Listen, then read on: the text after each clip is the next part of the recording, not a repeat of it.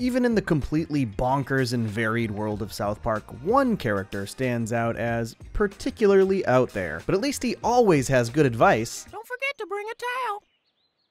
What? Or at least he always has consistent advice. Towelie was basically introduced as a joke character in Season 5, and while he's mostly remained a joke across the series, there is no question that he is one of the most iconic in the show's history. So don't forget to bring your towel and prepare however else you might want to, and join me as we dive into the highs and lows of the life of Towelie, and then get out and dry ourselves off with a towel. Yeah, you're a towel. You're a towel. And hey, if you like my South Park videos, you might be interested in my video about my trip to Casa Bonita over on my second channel. I also did a massive deep dive into every film ever nominated for Best Animated Feature over there, with tons of more ambitious projects planned for that channel. This video is also brought to you by my patrons, who got an early look at both of those videos and are also treated to a ton of other exclusive content. We're currently a couple episodes into Season 2 of our weekly BoJack Horseman audio commentaries. Today I want to thank top-tier patron Scrivener Theater. Thank you so much for your support. I couldn't do this without the support of patrons like you. Okay, towel time.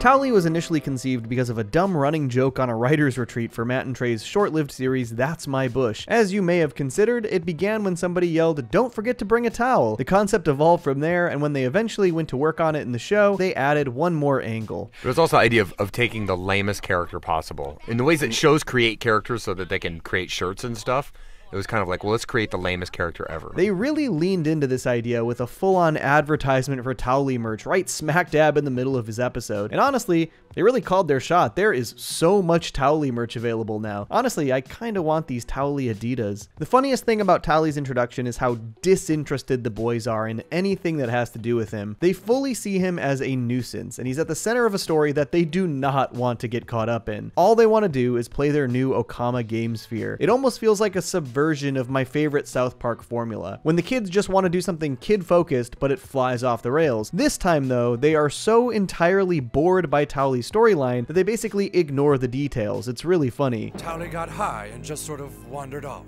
We don't care. All we want to know is who has our Okama game sphere. And I think because of the boys' disinterest in Towelie's origin, the origin itself is sort of overlooked by the fan base. I know that in rewatching the episode, I forgot how hilariously convoluted Towelie's backstory is, especially now that we're like almost 20 years removed from that storyline. Plus, it was obviously intentionally convoluted, basically a sillier Terminator parody down to the company Tynacorp. But when you unravel the convolution and lay it out chronologically, it's almost even funnier. Towelie is 17 years old in towel years, and he's an RG400 model smart towel who was created by aliens who were disguising themselves as humans. They were designing smart towels so they could spy on the humans to see how they lived since their own planet was dying, and they basically wanted to replace humans. Towelie was our greatest success, but then one day, Towelie got high and just sort of wandered off. To try and combat these aliens, a resistance group that is masquerading as the military intercepts Towelie after he got high and wandered off, and tried to copy his TNA to engineer their own versions of these smart towels to stop the aliens from taking over, which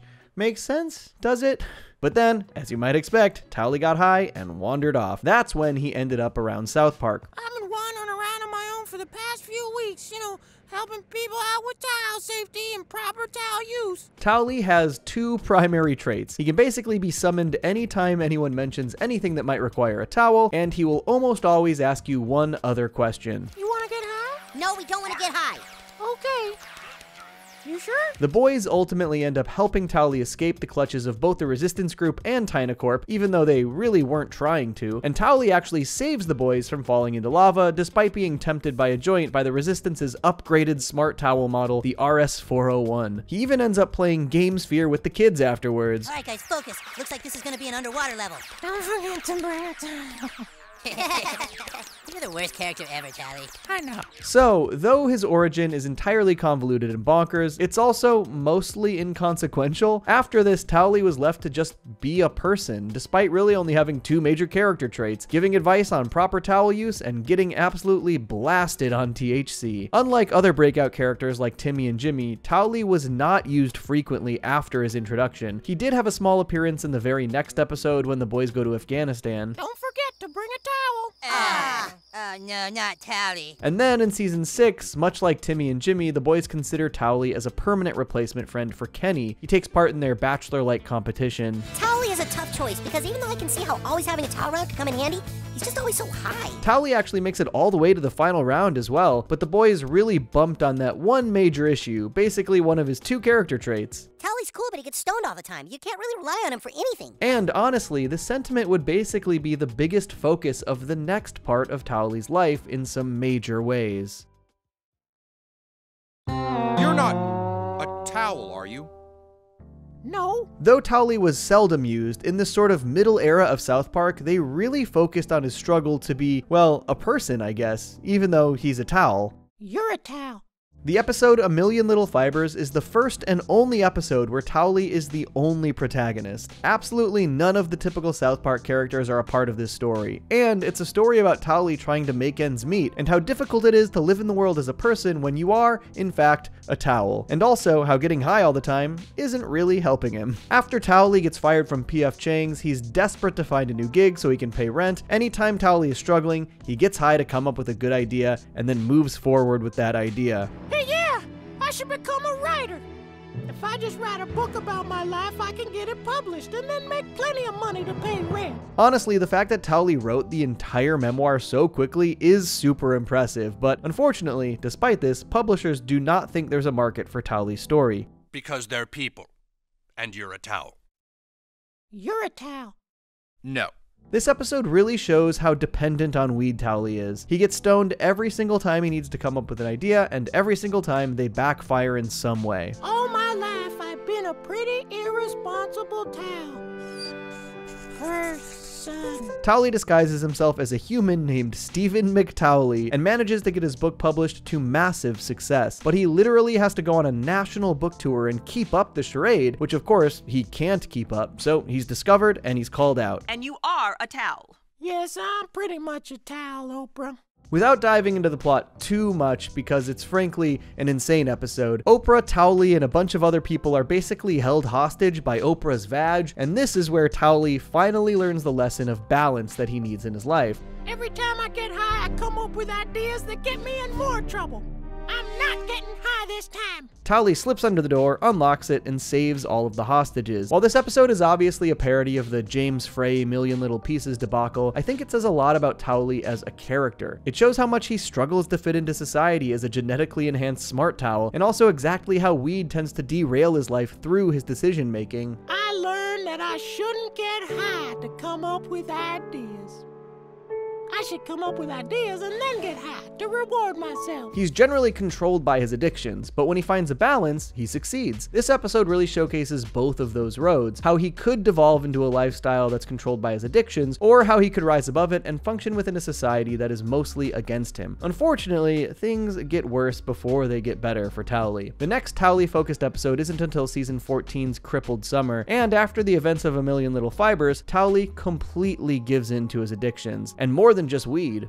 I'm addicted to marijuana and crystal meth and crack. It's gotten so bad that his friends are attempting to step in and help. Towelie basically spends all of his money on drugs and even takes his friends' money for drugs. They even get him a job at the local summer camp for the handicapped as a towel, but rather than do his job, he keeps hiding in the woods to shoot up heroin. He even vomits all over a poor little handicapped girl. Towelie has truly hit rock bottom at this point. Even worse, before he hit rock bottom, he and his girlfriend had a little washcloth child. Now he can't see his own child because of his vices. Fuck you! Let me talk to him! Let me talk to him, you bitch! So it seems like after the events in Chicago, Towelie briefly got his act together, got a girlfriend, had a kid, and then relapsed hard. After a particularly rough period where he loses his job at the camp and then starts huffing computer duster, the boys manage to give Towelie an intervention. And when he comes face to face with his son for the first time in forever, Towelie agrees that it's time to give rehab a try. I'll go. You will? I don't want to hurt washcloth anymore. Towelie checks into rehab in Palos Verdes, and after his time there, he gets sober, moves in with his girlfriend, and begins to take care of his kid. But for Towelie, sobriety actually wasn't quite the ideal scenario. We don't catch back up with Towelie again until South Park: The Fractured But Whole, and he seems to be doing pretty well. He got a job as a bud tender at the South Park weed dispensary, actually putting his knowledge of cannabis to good use. Now I'm holding down a job and paying the rent, but I'm also doing good helping people find the herbal remedies they need. However, despite doing well on the straight and narrow, his sobriety makes him particularly irritable. To combat all the modern stresses of a job and taxes and traffic and a wife breathing down my neck about an apartment, Towelie, we got a leak. Why can't you fix it? I'm not a plumber, bitch. I'm a towel, not a fucking plumber. Towelie gets so irritated that he attacks Eric and the new kid to the point where they have to ignite all of the weed in the store to get Towelie high again, breaking his sobriety. And while this might not look good, let's be real, without the mellowing effects of weed, Towelie attacked children. When he has it under control, Towelie is pretty functional while smoking weed. It was honestly the harder drugs that really sent him over the edge and derailed his entire life. I think that A Million Little Fibers really showcased the balance he needed to strike in his life, and it seems like after breaking his sobriety and getting back on pot, he mostly maintains control pretty effectively. His job at the dispensary was even a really great way for Towelie to use his interest in weed as a means to make a living, and moving forward, we actually see him do this to an even more impressive degree. Don't forget to bring a towel. Interestingly, between his introduction in Season 5 and his reintroduction in Season 22, Towelie was really only heavily featured in 4 episodes and a small part of the Fractured But Whole video game. He made other small appearances and non-speaking cameos and occasional one-liners, but he was only ever really a big part of a few stories over 17 years. Then, in Season 22, when Randy moves his family out to a farm to become weed farmers, Towelie is reintroduced. And then, between Season 22's Tegrity Farms up to the latest special, he is heavily featured in like 8 different episodes and has smaller roles in 3 or 4 more. He hasn't had anything that is quite focused on him as heavily as A Million Little Fibers, but he's been in more episodes in the past 5 years than he was in the first 17. And Towelie, for the most part, has become a pretty upstanding guy, somebody with real integrity. At least he starts out that way. He initially comes in to help test Randy's weed. Yes, I'm with the state testing board. Is this Tegrity Farms? So since he broke his sobriety in Fractured But Whole, Towelie manages to get a job that requires him to smoke weed, and a good one. You would assume that he's really figured it out and is taking care of his family. However, we don't actually hear about Rebecca or Washcloth ever again after Fractured But Whole, and he starts to spend most of his time at Tegrity Farms. If you're gonna fight for your integrity, don't forget to bring a towel. Vape on this, bitch! As his farm grows, Randy hires Towelie on full time. He basically becomes his partner and is repeatedly shown to have some genuine motivation and business acumen. While previously you might expect Towelie to just be high all the time, especially when hanging out on a weed farm, this isn't the case. He's even seen reading literature on agricultural farming. And he shows over and over that he has great business ideas, like when they realize how stiff the competition for weed is when people come out to the farming areas. What if we use e-scooters to get the weed directly to the customers? Or when Randy wants everyone to brainstorm ways to increase profits after they'd plateaued. It's the swag. All those stems and seeds, they just go to waste, man. Go on. You can sell that crap as mulch to a hardware company. But Towelie's time at Tegrity Farms is also pretty tumultuous, but for once it's not because of Towelie's own actions. As Randy starts to lose his own integrity and does more and more immoral things to get ahead in his business, he loses Towelie's trust. Weed isn't supposed to be some money-grubbing business model.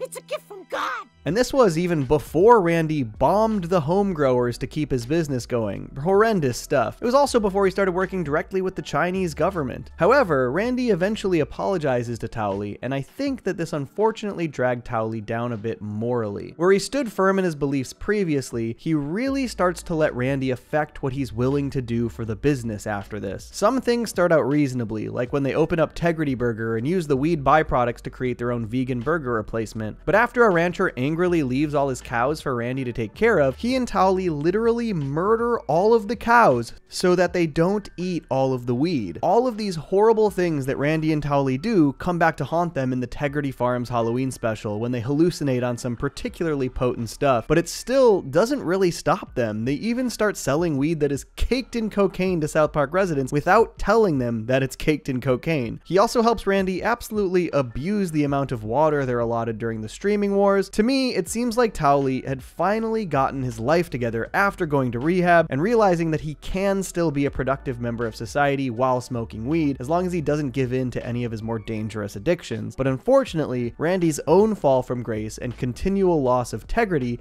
began dragging Towelie down with him. Towelie isn't anywhere close to where he was when he hit rock bottom and needed an intervention, of course, but the most recent times we've seen Towelie, he's mostly just smoking and selling weed. No mention of his family, fewer and fewer instances of his business ambitions, and almost no instances of him calling Randy out when he really deserves it. But despite his limited number of appearances, Towelie is a character who has gone through a lot. He's a genetically engineered super towel who was forced to live in society like a person. He's lied his way to massive success, struggled deeply and given into addictions, overcome those struggles, and even become a mildly successful business towel. I'd love to see Towelie get a more substantial storyline again sometime soon. However, for now, I have no idea what's going on.